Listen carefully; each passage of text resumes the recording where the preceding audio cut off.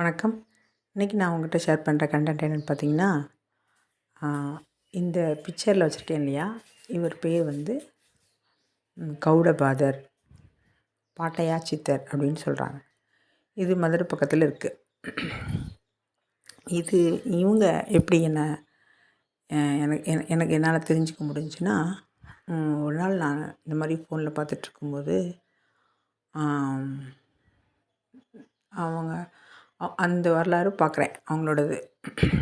அந்த கோவில் பற்றி, அந்த வரலாறு பற்றிலாம் சொல்கிறாங்க. நானும் இதை கேட்டுட்டு எனக்கு ஒரு உள்ளுக்குள்ளே ஆழமான தீவிரம் என்ன இருக்குன்னா, பாம்பாட்டி சித்தருக்கும் பலராமன், அதுக்கப்புறம் பதஞ்சலி, அதுக்கப்புறம் ஆதிசேஷன், அதுக்கப்புறம் இந்த வாசுகி கார்கோடகன், நகுல், இந்த அஷ்டநாகங்கள், அப்புறம் அந்த மாதிரி நாகர்கள் குலத்தோட எனக்கு ஏதோ ஒரு விட்டக்குறை தொட்டக்குறை பந்தம் இருக்குது அப்படின்னு ஆழமான ஒரு புரிதல் சின்ன வயசுலேயே இருந்திருக்கு. இதை நான் இதுலேயும் சொல்லியிருக்கேன். அப்போது கார்கோடகன் அப்படின்னு சொன்னேன், எனக்கு குருவேன்னு கேட்கும். நான் திரும்ப திரும்ப சொல்லி பார்ப்பேன். ஆனால் எனக்கு இப்போது நான் இந்த உடல் எடுத்து வந்திருக்கிறதுல எனக்கு எந்த ஒரு பெரிய வித்தியாசமும் தெரில. இதை இன்னும் ஏன் சொல்கிறேன்னா, எனக்கு இது என்னோடய வீடு இல்லை, இது என்னோடய உலகம் இல்லை அப்படிங்கிறத நான் ஆணித்தரமாக உணர்கிறேன். அதுக்கப்புறம் எதுக்காண்டி இந்த உடல் கொடுத்து எதுக்காண்டி இந்த ஒர்க்கு கொடுத்துருக்காங்கிறதும் எனக்கு தெரில. ஆனால் ஒரு காரணம் இருக்குது. அது பனிஷ்மெண்ட்டா, எனக்கு கிஃப்டா, என்னோடய ஆசீர்வாதமா, என்னோடய சாபமா அப்படின்னு எனக்கு தெரியல. பாதி சாபம் மாதிரியும் தெரியுது, பாதி ஆசீர்வாதம் மாதிரியும் தெரியுது, பாதி அமிர்தம் மாதிரி தெரியுது, பாதி விஷம் மாதிரி தெரியுது.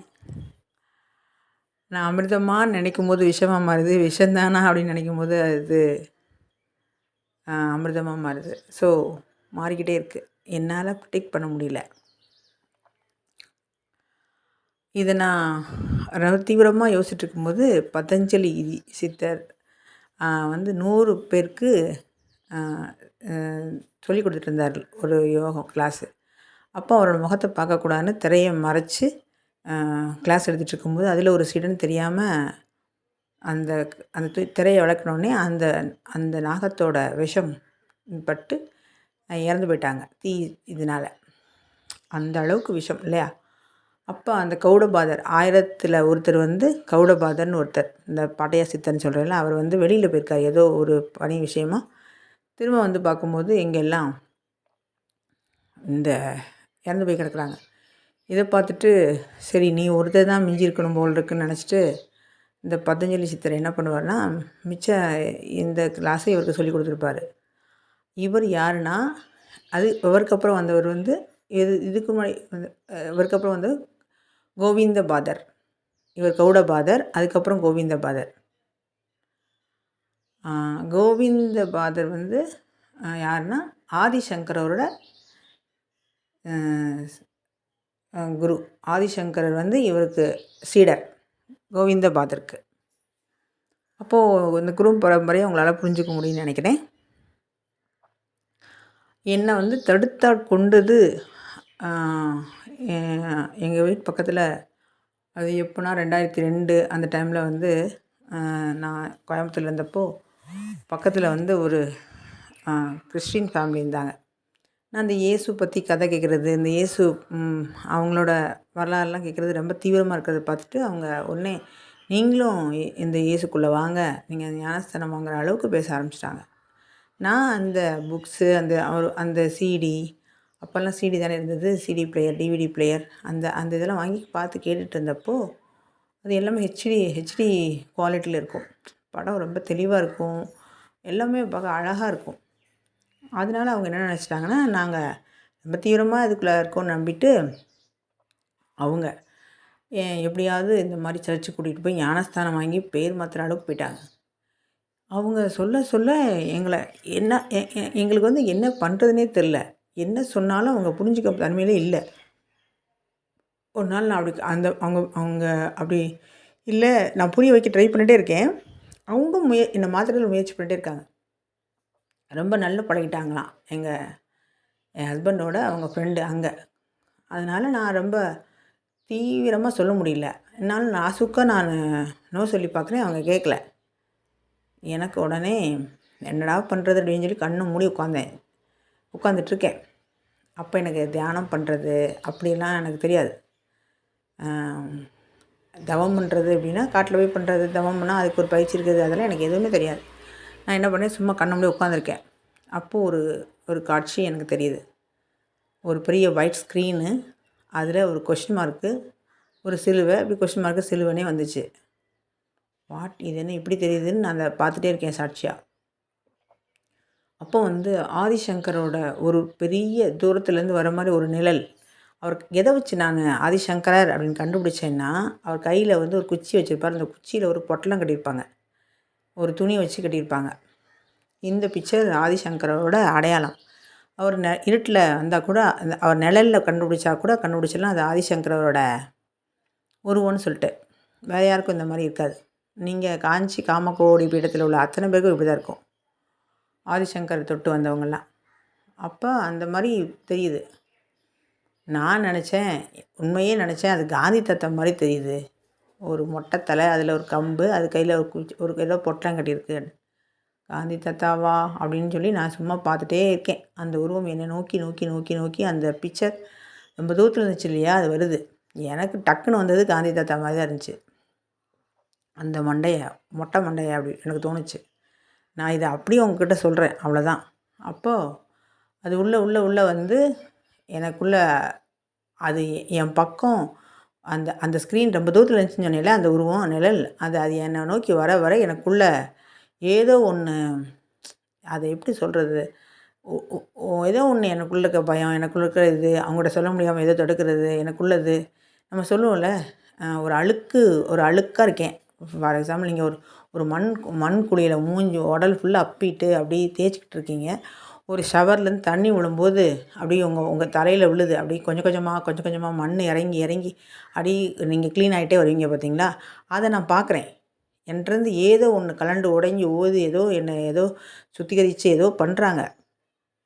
என்னை நோக்கி பக்கத்தில் வரும்போது எனக்கு கண்ணை முழிச்சிட்டேன். நான் கண்ணை முழித்த உடனே எனக்கு ஒரு தெளிவு வந்துடுச்சு. இப்போ ஒரு கான்ஃபிடண்ட்டாக பேசினேன் பாருங்கள் அவங்கக்கிட்ட. அப்போ எனக்கு ஒரு தெளிவு வந்தது. அவங்க என்கிட்ட தெளிவு கொடுத்தாங்க. இதை தான் நான் திரும்ப சொல்லுவேன். ஆதிசங்கரர் எனக்கு அப்போ இதை ஆட்கொண்டாங்க அப்படிங்கிறதோ இப்படிங்கிறதோ எனக்கு எதுவுமே தெரியாது.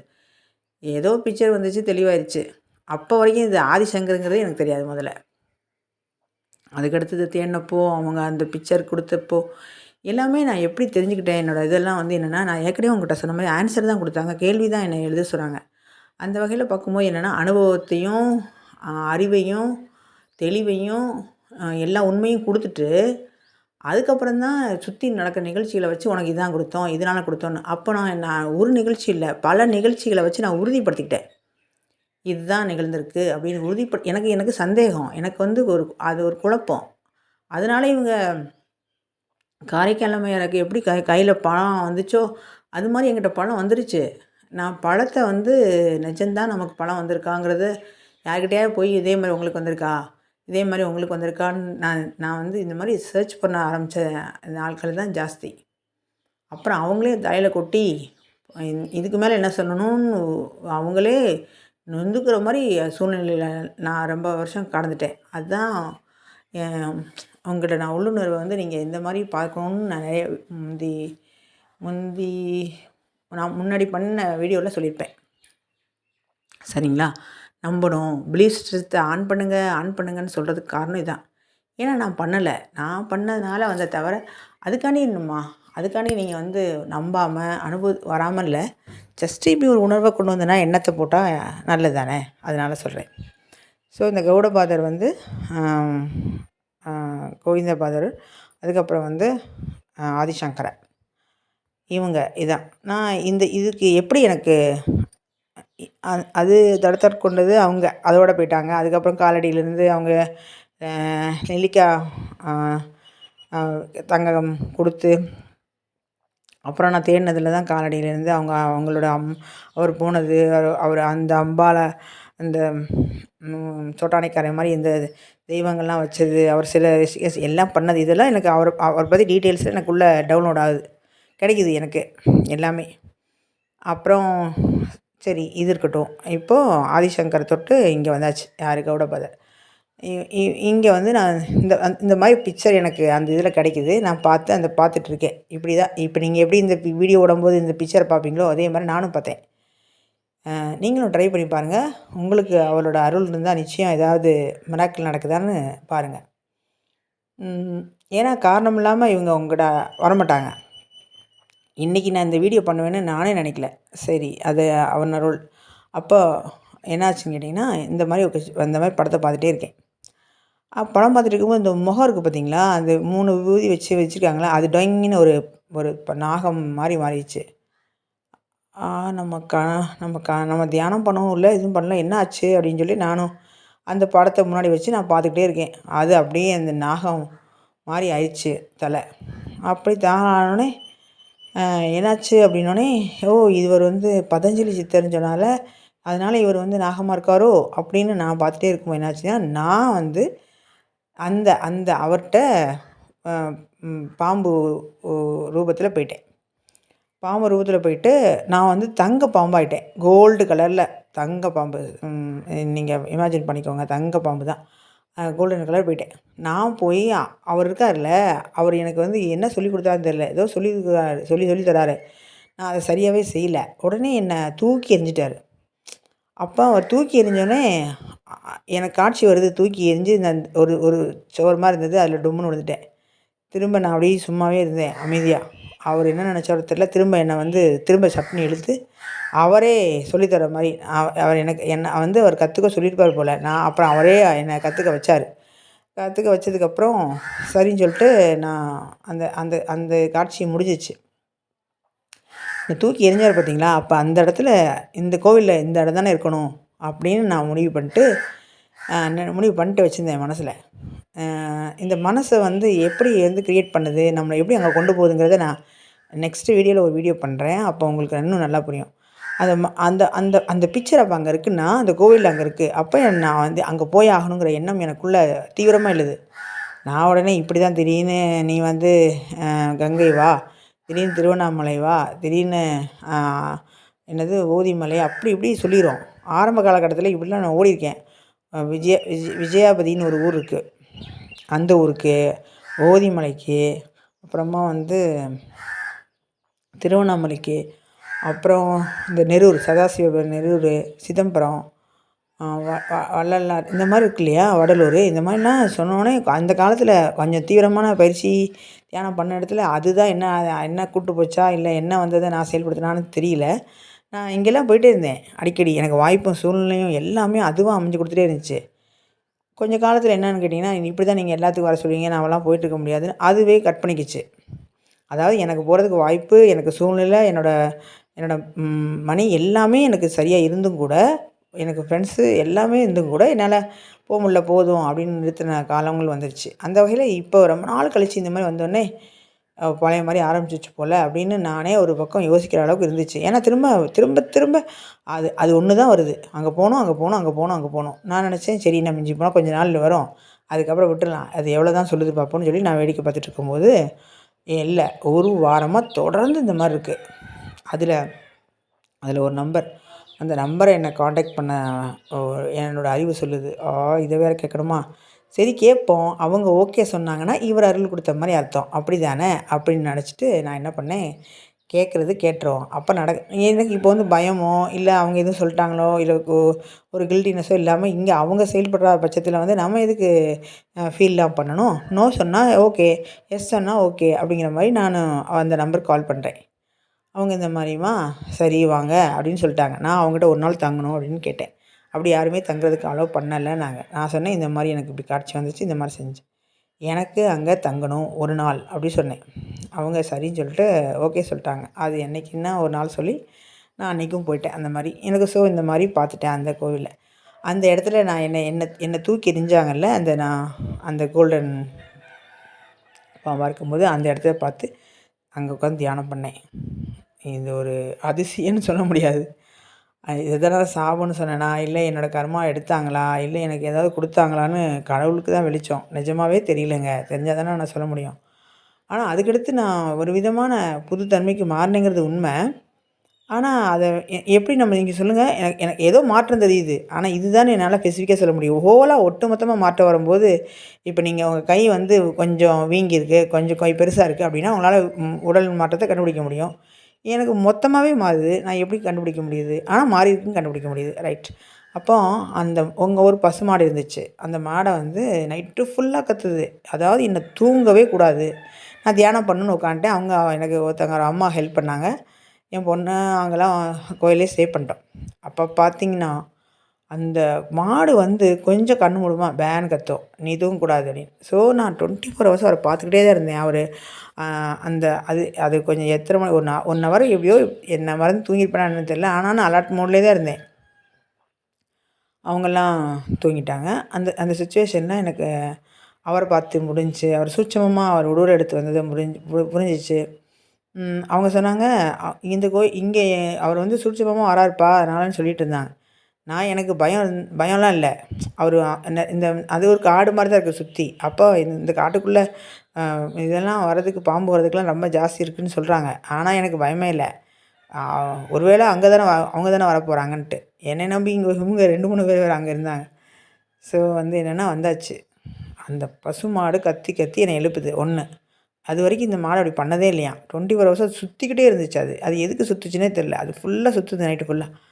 அப்போது காலையில் எனக்கு அந்த கொசு வந்து லைட்டாக கடிக்கிற மாதிரி தான் இருந்துச்சு. காலையில் எழுந்துச்சி பார்க்கும்போது தான் தெரியுது. நான் கிளம்பி வந்துட்டேன். அடுத்த நாள் கிளம்பி வீட்டுக்கு அங்கே அங்கே வச்சு பார்க்கும்போது தெரியுது. இந்த தேனீ கடித்தா கொசுன்னே சொல்ல முடியாது. எல்லாமே வந்து என்னென்னா 3 கையும் நம்ம பெருவிரல், ஆள்காட்டி விரல், நடுவிரல் அந்த 3யும் இப்படி பெருசாக விரிச்சா கொஞ்சம் கொஞ்சம் விரிச்சா அப்படி இருக்கும். அந்த மாதிரி கொசு அது கொசுன்னு தான் நினைக்கிறேன். கடிச்சு கடிச்சு பின்னாடி ஃபுல்லாக அப்படி இருக்குது. ஃபுல்லாக இருக்குது.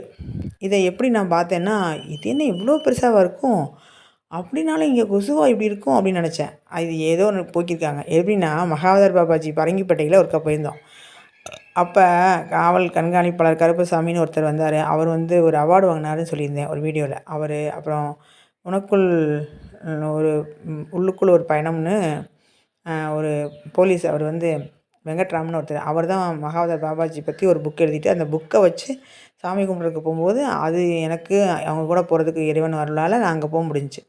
அப்போ வந்து என்னென்னா அவங்க 2 பேரும் அங்கே ஒரு ஆலமரம் இருந்துச்சு. அங்கே போய் தியானம் பண்ணாங்க. எனக்கு அங்கே போகவே முடியல. நான் போகணுன்னு எனக்கு விருப்பமும் வரல. நான் அந்த அந்த பாபாஜி கோயிலே உட்காந்துட்டு இருந்தேன். அப்போ அவங்க போயிட்டு வரும்போது அவங்க முதுகில் இப்படி தான் பின்னாடி கொசு கடிச்சு கடிச்சு பெருசு பெருசாக இருந்துச்சு. அவர் வந்து ஜென்ஸ்னால ஷர்ட் போடாமல் இருக்கிறதுனால அவர் துண்டை மட்டும் போட்டுறதுனால என்னால் அந்த கொசு கடியை பார்க்க முடிஞ்சிச்சு. நான் வீட்டில் வந்து தான் பார்க்குறேன். அங்கே வச்சு கழுத்தை இப்படி தொட்டு பார்க்கும்போது எல்லாம் பெருசு பெருசாக இருக்குது. அவருக்கு இருந்ததை விட அவருக்கு முதுகு ஃபுல்லாக இந்த மாதிரி குட்டி குட்டி குட்டியாக ஒரு கொசு அவ்வளோ கடிச்சிருந்துச்சு. அவ்வளோ கடியிலையும் எப்படி உட்காந்து தியானம் பண்ணியிருப்பாங்க அப்படின்னு பெருமையாக வேறு யோசித்தேன். ஆனால் எனக்கு இங்கே வந்து கடிச்சிருக்கு. அது நான் முழிச்சுட்டு தான் வேறு இருந்தேன். அது அப்போ இதில் வந்து என்னென்னா இதுலேருந்து ஏதோ பண்ணுறாங்க. இதுலேருந்து இன்னொரு விஷயம் என்னென்னா அந்த கொசுக்கள் மூலம் சிரஞ்சீவி கொசுக்கள்னு ஒன்று இருக்கான். நிறைய கொசுக்கள் அது வந்து சித்தர்கள் ரூபத்தில் வந்து நமக்குள்ளே ஏதாவது இந்த எசன்ஸ் மாதிரி இருக்குல்ல, இந்த எண்டோக்ரைன்ஸ் நாளமில்லா சுரப்பி மாதிரி ஏதோ இருக்குல்ல, பிட்யூட்டரி, தைராய்டு, பீனியல் கிளைண்ட் இருக்குல்ல, அதுக்குள்ள ஹார்மோன்ஸ் ஏதாவது கொசு மூலமாக தான் இன்ஜெக்ட் பண்ணுவாங்கன்னு நான் ஒரு இதில் காலத்தில் பார்த்துருக்கேன், படிச்சிருக்கேன். ஸோ அது மாதிரி எதுவும் பண்ணி நம்மளை வந்து ஏதோ சரி பண்ணுறாங்களோ அப்படின்னு கூட எனக்கு தோணுச்சு. ரைட். அப்போது இந்த கௌடபாதர் பற்றி இன்றைக்கி நான் உங்ககிட்ட சொல்கிறதுக்கு என்ன காரணம்னா, நீங்களும் இவரை வேண்டிக்கோங்க. நீங்கள் அந்த பதஞ்சலியோட யோகத்துக்கு நீங்கள் வந்து ஏதாவது ஒரு வகையில் நீங்கள் அந்த அந்த விட்டகுறை தொட்டகுறை வந்தீங்கன்னா அதன் மூலம் உங்களுக்கு அருள் கொடுக்குறதுக்கு ஒரு வாய்ப்பு இருக்குது. அந்த அங்கே உட்காந்து தியானம் பண்ண இடம் அவர் அந்த இடத்துக்கு வந்தாராமா. இது வந்து 2500 வருஷத்துக்கு முன்னாடி உள்ள பழமையான இந்த கோயில். அப்புறம் அவங்க எனக்கு ஃபுல்லாக எவ்வளோ அனுமதி கொடுத்ததே அவரோட அருளால் தான். நான் இவரை தாத்தான்னு தான் சொல்லுவேன். அவங்ககிட்டையும் சொல்லுவேன். எங்கள் அம்மா ரீசெண்டாக அந்த குரு பூஜை வந்து மார்ச் 8ஆம் தேதி வந்திருந்தது. அவங்க எனக்கு ஃபோன் பண்ணி கண்டிப்பாக வரணும்னு சொல்லியிருந்தாங்க ஃபேமிலியோட. அப்போது எங்கள் அம்மா வந்து 9ஆம் தேதி தவறிட்டாங்க. அதனால் நாங்கள் போ முடியலன்னு சொன்னப்போ, தாத்தா எப்பவுமே உங்க கூட தான் இருப்பாங்க. கவலைப்படாதீங்க. அம்மா அந்த ப்ராசஸ பாருங்கன்னு சொன்னாங்க அவங்க. ஸோ இந்த இந்த நேரத்தில இதையும் சொல்லிட்டு எனக்கு இவர சொல்றதில ரொம்ப ரொம்ப பெருமையாவும், சந்தோஷமா இருக்கு. நீங்க முயற்சி பண்ணி பாருங்க. உங்களுக்குள்ள தாத்தா கண்டிப்பா ஏதாவது ஒரு அருள் குடுக்குறதுக்கு வாய்ப்பு இருக்கு. நீங்க அந்த யோகத்தில ரொம்ப தீவிரமா இருந்தீங்க பட்சத்தில், அதுக்கப்புறம் உங்களுக்கும் அ கிடைக்கணும். "யான் பெற்ற இன்பம் பெருக வையகம்" மாரி எல்லாத்துக்கும் சொந்தம் நம்ம அப்படின்னால இத நான் சொல்றேன். இத முயற்சி பண்ணி பாருங்க.